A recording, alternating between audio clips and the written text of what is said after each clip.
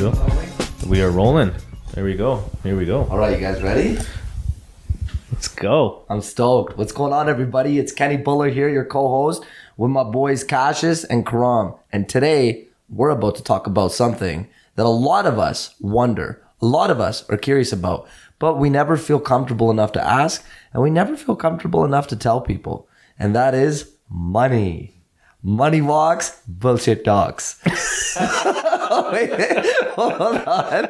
You know, I had that in my head for so long. I got it backwards, right? Yeah. It's money talks, bullshit walks. And we're going to see if you actually believe that or not. So on this episode of Second Floor Podcast, I want to just sit down with the boys and talk about, you know, good investments, bad ones, you know, how you guys view money. What's your relationship with it? Does money really make you happy? Does it buy you the things that make you happy? And everything in between. And what you're going to get value out of this episode today is how you should actually consciously think about your spending habits, how much it reflects where your future is headed, alongside good investments you could be making right now, and overall, what your relationship should be like with money.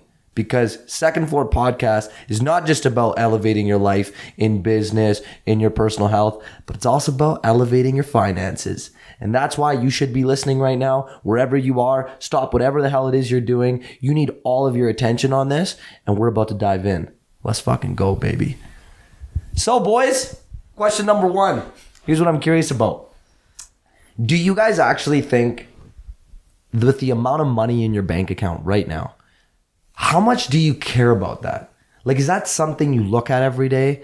And if it's lower than where it's expected to be at, does that bother you? You won't. Huh? Oh, Go ahead. Yeah, go ahead. The cash flow Qashus speak his talk. We're putting the cash in Qashus today. I don't look at it every day, but I think it does matter to look at so you can track, because if you can't track it, it's pretty hard to see, or it's very easy to actually not look at it if you're not happy with where you are. But I think if you have your goals aligned, it's easier to check in on it and just see how you're doing from time to time. So I don't look at it every day, but definitely every week maybe, or every few weeks, and then just seeing more so looking at what I'm spending versus how much money's in my account, just so I can track that. Yeah, that's true, man. I mean, nothing's worse than getting that notice from your bank and it tells you you are spending more than your budget. That's what usually happens on certain vacations. It's like, all right, I'm willing to have it say this to me right now. Does it actually make you upset? Do you emotionally get triggered if there is insufficient funds, if there ever has been, if there's ever been a low amount where it shouldn't be at? Does that give you a certain amount of anxiety if you've ever experienced that in the past? I think luckily it's been some time since that, but I've had plenty of times where as an entrepreneur, as somebody who likes business, risks are a big part of it. So I think I've put myself in situations where I've taken big risks and also thrown myself in the fire knowing I have absolutely nothing to my name right now, but I'm taking a chance on me and willing to make it work even if I had nothing in my account. Like, for example, there's times where I've gone places for work, and at the same time, somebody close to me has needed money and I needed the same money, but I've transferred it and lived on $1 of McDonald's a day while being wherever I was. So it's like, I think moments like that, you reflect and think back that if I had more money, this wouldn't be a problem at all. And I think those are the moments that I recall nowadays where when I look at the account, it's not like I'm looking at how much do I have, I need more and more. I'm thinking about how can I make sure I'm good, but if somebody close to me needed something, I could also provide for them as well. Yeah, I think the cost of living on a year to year is just going up and up, right? Everything's going up, you know, so I think it's important to have a really good hold of your spending habits. Not only that, I know a lot of people, the first thing they say, okay, save up, but I think especially in this day and age, understanding how to make money more so than saving is, I would say, is like the biggest skill set to have. I would say saving is bullshit, to be honest. Would you agree? I disagree. I am on the fence about that. I wouldn't say it's complete bullshit. I think you need to have a certain amount of money that, and I'm going to really emphasize certain amount of money that, you know, if it were to go away from your bank account every month, it wouldn't hurt. You'd still be able to relatively live the life you want to live right now. So whatever that amount is, I'll tell you right now, for me right now, it's about $500 a month, where it automatically gets taken out of my account and goes to my long-term savings account. Because I think someone needs a long-term savings account, and I think you need a short-term rainy day fund savings account. So long-term is going to allow you to think about whatever your long-term is. A lot of people say when you retire, when you're older. I don't really look at it like that anymore. I look at it like, okay, I need something that is going to accumulate over with interest in the 50 to hundreds of thousands of dollars, where when I, let's say, invest in something, or when I need it for my family in the future, or when it's something that I need to live off for a period of time, that's what I'm pulling it out of. Or if I'm never in that situation, yeah, when I am in my 40s and 50s and 60s, and I want to be able to have a huge cushion that I only really took $500 a month out of a month to live off of, why not? Yeah, you know, I like saying the most extreme shit, so then Kenny can state his real opinion. Because I feel like there's often, a lot of times, Kenny will play the fence. You say saving is bullshit, you get Kenny's real response. That's a he knows me. I still, like, to an extent, like, I agree with you. Like, I'm not saying saving is complete bullshit. I save my money, but it's usually put towards something. Because I think once I read a book that I honestly liked a lot, Cash Flow Quadrants, I think it was called. I can't even remember completely, but what I took from it was either you're an employee, self-employed, a business, or investor. Those are the 4 quadrants where you can make your money. And I think just saving money blindly, you end up paying a lot more in taxes. You end up losing a lot of that money moving forward too, or can. Whereas if you're investing or putting it towards a business, it becomes completely different. So I think I go back to the idea of how do you make money, right? How do you understand how to actually make money? And if that's from a particular skill set, how do you do that over and over again? How do you scale that? You know, a lot of individuals who work, you know, corporate jobs now, that doesn't even pay for their livelihood and their expenses. So do you know how to start a side hustle? Do you have a side hustle?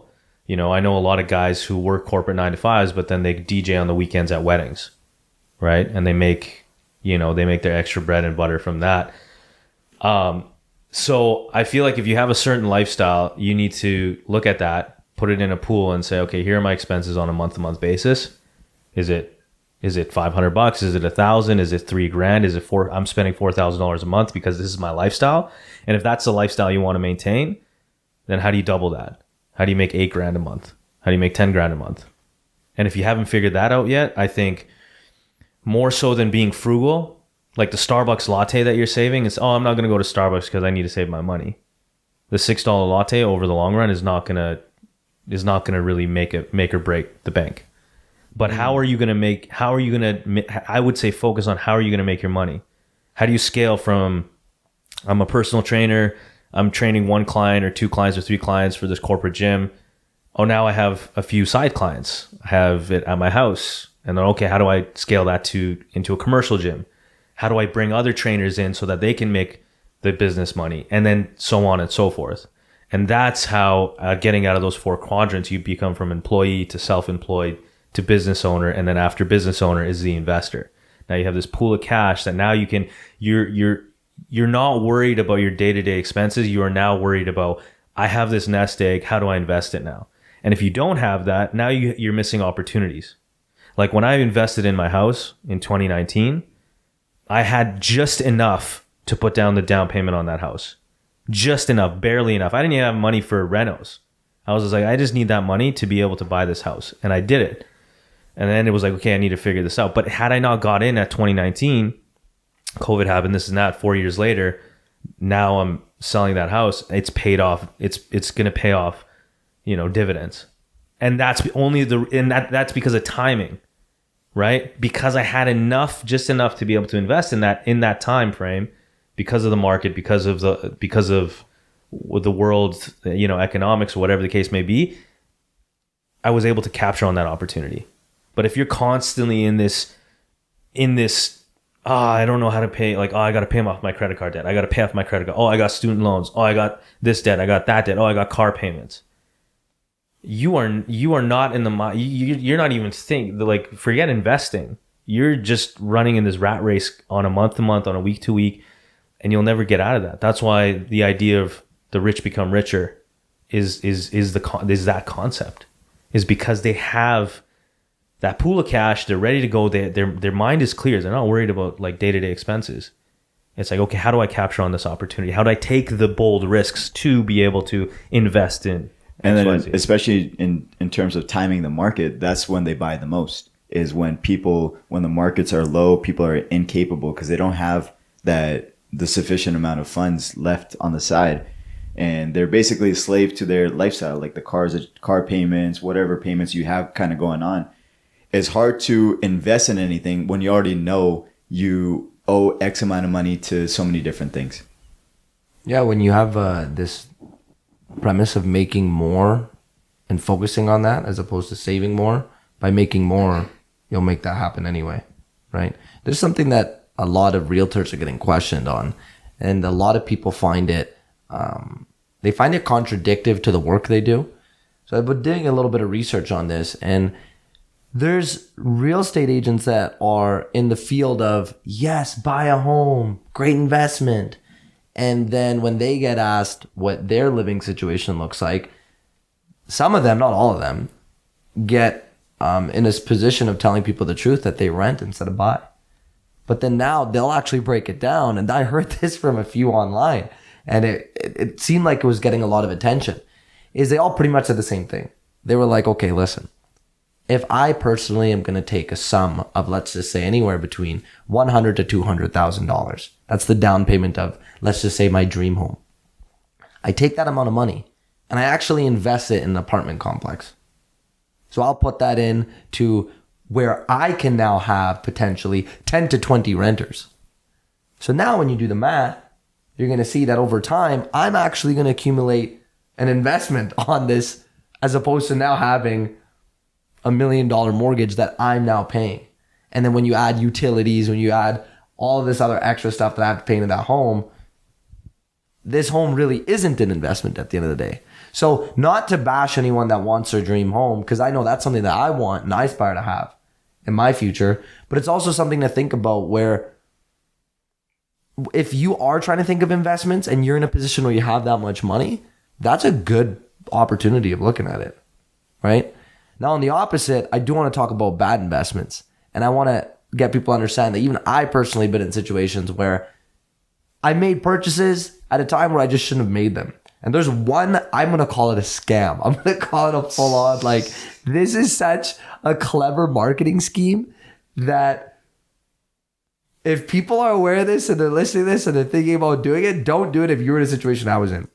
So furniture companies with buy now, pay later. That shit will kill you, bro. Because you think at a time where you don't have the money to afford that stuff, that, oh, the next year I'll have it. Like, you kind of like, you're hoping. You're not for sure. If you for sure know, it's a different story. And I'll never forget. I go to the Brick and I buy a ton of furniture, right? I get like TV, I get the couch, I get everything set up. And then they're like, all right, just sign here, $0.00. You're just going to have to pay the tax. And then come next year and you'll have to pay this full amount. So I'm like, all right, I didn't even think twice. I was like, perfect. Yeah, next year will be all good. So next year happens. I'm actually at that point in life, I called it a little bit of like my quarter life crisis, right? I ended up leaving my management job. I was trying to figure out life. I sold cars at the time. And I remember the Brick called me. And they're like, hey, Kenny, it's next year. We'd like to see you the next week so you can pay off your debts. And I'm sweating. I'm like, I'm even, at that time, in more of a worse situation than I was in last year. And I've never felt more like a piece of shit in my life. I've never felt, honestly, going back to that feeling of when you owe something so large and you don't have it, and you're at a point in life where you want to figure it out. I was sweating. I was like, damn, like, I can't believe I put myself in this situation. You start regretting the decisions you made about why you had to get all this lavish furniture. So I actually called Omid, and God bless him, he helped me out. He's like a friend that in a time of need of mine, he actually came through and he helped me in that situation. And this was pretty fresh in your guys' friendship too, wasn't it? It was the first year, I think, right? First I wouldn't say so. I'd say year? It was like, he was a friend that I could call. He was like still someone that was so close to me. So regardless of it being fresh, it was just one of those moments where the lesson here is, and I'll never forget when he told me this, and it's not like he told me right away. There was in and around that time, he knew that this was something I was doing. And Omid said this, he's like, listen, if you're about to make a purchase, look at the money you have. And if you don't have that amount of money in your bank account, don't get it. And like now as I get older, there's a lot to say about that. Don't get me wrong. Sometimes you need to make a decision where you're going to buy something and you got to ask yourself, okay, if I can afford all this, is this item going to make me more money in the future? Right? And if it does, justify it, make your decision. But man, at that time, that furniture was going to make me more money in the future. That was a large sum of money that I owed 365 days from that moment. And then I had to reach out to a homie to help me out with that. And I'm very blessed that I actually have a friend like that that's willing to do it. And I'm going to do whatever it takes to pay him back. And man, I think it's just important for people to know that there's some really good marketing tactics out there for people to get like put in the same situation. And unfortunately, it gets the people that in the next year most likely are going to be like, do we do this? Do we not? And I feel like a lot of ego gets in the way, a lot of, we could get whatever we want now, make it look a certain way. And that was my lesson at the time. I was like, I shouldn't have bothered, right? I should have done monthly payments instead. Just kidding.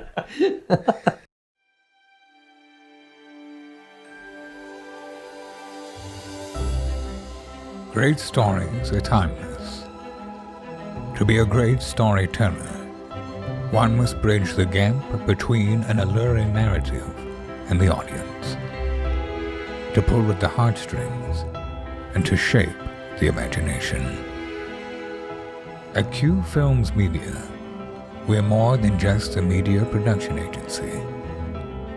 We are a powerhouse of creative individuals, content creators, who specialize in telling great stories. Stories that are intimate and kept closest to the heart. Stories that are powerful and inspiring, that spark boldness and action. We are Q Films Media. We're here to tell your story. We are always unseen.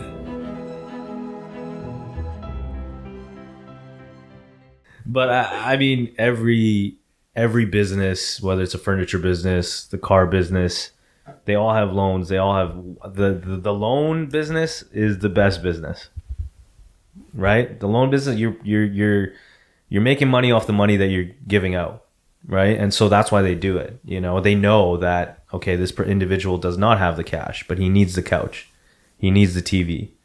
So okay, no problem. We'll give it to him for the interest. He just pays the taxes today. No problem. And they know. And that's the reason that I personally try to, if you are going to do the monthly, if you are going to finance, that you know that you're bringing in cash, that you know you're making cash flow, or if you know that you can get clients, or you know that you can make more money. It's when you're working a job that is only paying you a certain salary and that's it, and you've been working that job for a few years and it's just like the same flat rate, and you haven't grown over the past 12 months or 48 months, you haven't made more cash, you don't have a side hustle, you don't have a skill set that will allow you to make more money. One of the really, really dope examples of this, and I recommend this to anybody who wants to learn how to make money from nothing, is watch Undercover Billionaires. Undercover Billionaires is a show where a bunch of billionaires go undercover. They throw them into a random town. They give them $100, and they say, okay, in 90 days you have to build your net worth to $1 million. In 90 days, you have 3 months to make $1 million net worth. So not like cash, but like net worth in general. And so when you watch this show, you see how these billionaires move. They have nothing. They have no resources. They have no network. They have no money. They've got $100 for that's their starting point. And you see how they move. No place to live either. They have no place to live, nothing. They just throw them into a random town and say, okay, go figure it out. And the way they move is unreal. Like, people think like, oh, like, I don't know how to do this. I don't know how to do this. These guys go out and they provide value to other business owners in the city. They go to shops. They go to services that they want. They say, hey, I'll sweep the floor. I'll sweep the floor of this dealership. I just need a place to stay at night. Can I sleep in this RV? Can I do this work? Can I get a job? Can I, and they provide value, whatever value they pick up a broom, they'll mop the floor. That's how they start. They start to analyze the town and see, what are some successful businesses in this area, and where can I provide the most value? If you're a salesman, you go into cars, or you go into a place where you can sell stuff. You're providing value up front, and you just see how these guys move, and they move from $100 to 500 to 5,000. They buy a car, they flip it. Oh, they made another 5,000. All of a sudden, within 10 days, they've jumped up to $5,000 or $6,000. And it's only because of the way they move and the urgency of how to make money and provide value. You know what's really upsetting about a show like that? Is a 19-year-old kid's going to watch that, and he's going to stop applying to jobs. And he's going to go, if Grant Cardone can do it, I can do it too. And there's something I'm going to say to a lot of you listening to this, whether you're 19 or in your mid-20s or in your 30s, however old you are.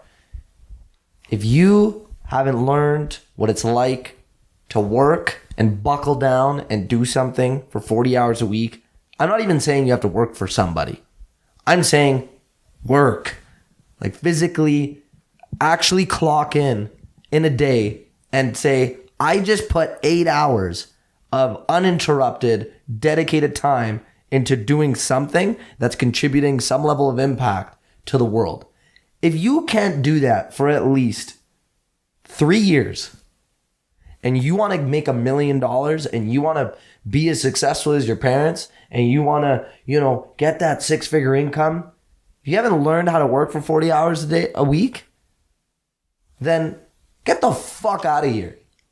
And I have so much energy towards this, because there's a lot of people out there right now that are wanting to find the quickest way, just like these billionaires, to get rich quick. Whether it's through crypto, which I'm not trying to nail crypto, but people that are just trying to figure out in a day. I have a family member of mine. This is solid in the good way. He's put in 3 years of dedicated, uninterrupted time in understanding crypto. And when I still talk to him, he's like, man, there's so much to figure out. It's even tough for someone like that to explain it to someone that doesn't know it. But whatever it is that you're trying to get into and that you believe you can make a lot of money off of, don't expect to have it happen in a month, right? These Amazon drop shipping, Shopify clothing brand. Oh yeah, I'm just going to go work for this successful realtor. He told me he's going to make me partner in a couple days. Yeah, no, go put in work and then talk to me, because I feel like right now it's cool to see the generation that's, behind us. There's a lot of them that have so much drive. A lot of you want so much of the world. It reminds me so much of me to this day, and even when I was younger. But if you're doing that without really a direction of where you want to take it all, and having patience and being able to notice that you have to put the work in, you're never going to get anywhere. And then it's just plain simple, it's laziness. And you have to really look in the mirror. You have to figure out, okay, first of all, am I being lazy and impatient, and why? And now, okay, if you can't do 40, do 10. Get a part-time job first. But man, I actually have people that I'll consult with, and I'll sit down and I'll have to tell them these things. And they'll tell me that, no, they'll say this, I don't want to work for the system. You know, Like, on the flip side of that, and this might be a detour, but I agree with what you're saying. I think the get rich quick schemes and all of that, even when we were younger, we were curious on how can you make that million ASAP. And I think especially now moving forward, it's more crucial than ever to be highly skilled at something, because as we move forward, I actually sent Sean a message the other day saying, bro, now how I create content is how can I create something that AI can never replace me? Because at the rate that AI is moving and how things are moving forward, things are going to be like, we don't even understand how far it's going to take this. It's going to be like billions of times faster. So if all these 40-hour work weeks are going towards something that anybody else can do, then you're going to be fizzled out within a few years. I think we're at a time where being able to be highly skilled at something is obviously very important. And what we're doing, like even sharing our personalities mixed in with our experiences, this is something different. Not everybody's always doing it. And there's different wisdom that you bring, and hopefully that I bring as well. But I think if you're putting in the 40-hour work week, understand that, ask yourself, is this replaceable also in the next few years?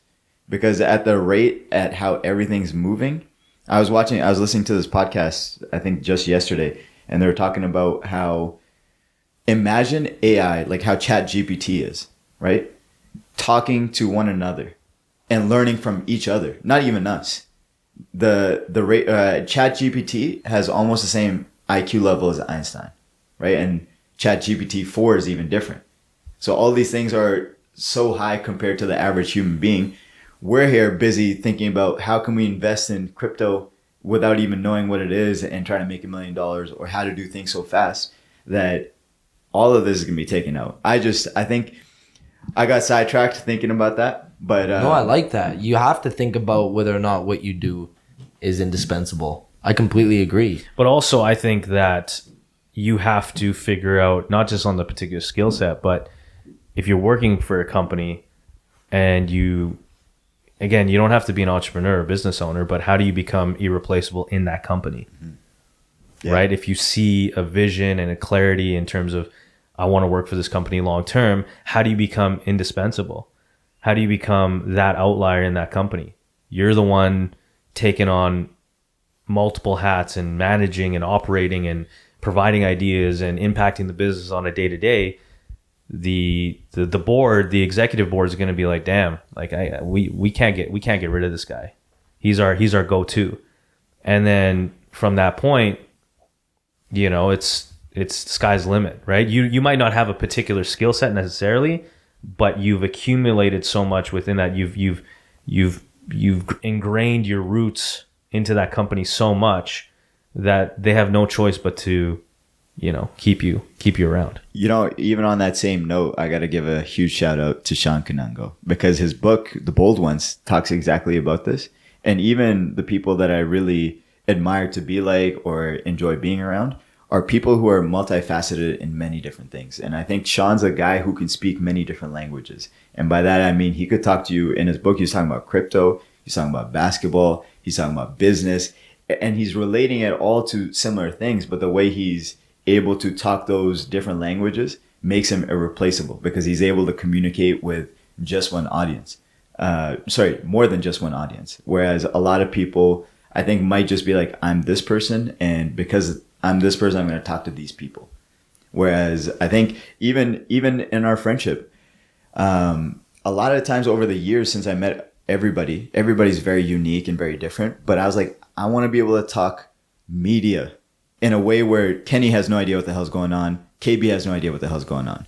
Then at the same time, these guys are so into jiu-jitsu and MMA. I was like, I want to be able to talk MMA, UFC with these guys like I actually know it fully. And then I think just moving along those roads of being irreplaceable, it can be something as little as learning how to understand other people's language and then integrating your same skill set, but your own unique twist where everybody's even more engaged, or you're able to just have different levels of growth just by having people engaged. Because I think we even did a podcast on how do you get somebody to care. right? And how you get somebody who cares, in my perspective, being able to talk those different languages to be able to relate with them. This is why I'm so glad you said all that, because as you were talking about needing to be aware of what you should get into, it reminded me of what everyone should invest in. This, you're actually going to be shook. You won't even expect this answer. Before I even tell you, what do you think it is that you think I'm going to say? It's one word. What should you invest in, knowing that with where the future is headed? Sales. No, but not a bad answer. My answer is you. Very close. Invest in your personality. Because that you can't replace. Because, I mean, yeah, absolutely true. But I think personality, everything in terms of growth. I know my guy Qashus over here is taking a trip for self growth, taking that risk, and I'm not gonna say what it is, but are you going on a 1 week spiritual journey? No, I'm going to a conference. I'm going to Patrick Bedavis conference. Let's go! You pulled the trigger, hey? Yeah. Okay. Yes, sir. That's good, man. Yeah, but I mean that's one out of many different things in terms of investing in yourself. Yeah. The idea of surrounding yourself with people that are making $500, $250K, $1 million a month. These are people that walk different, talk different, are in different circles. And again, not everybody has to have that. You have to understand what your vision is, what you want. Because I want certain things and I want certain financial success. So I got to surround myself, or at least understand how these people move, get in those circles, understand business strategies, etc. Not everyone needs to do that. But when we're talking about financial literacy, it's imperative to understand not just your expenses, but understand how economics works at the most basic fundamental level, so that if shit hits the fan, that you understand how to navigate and be able to pivot.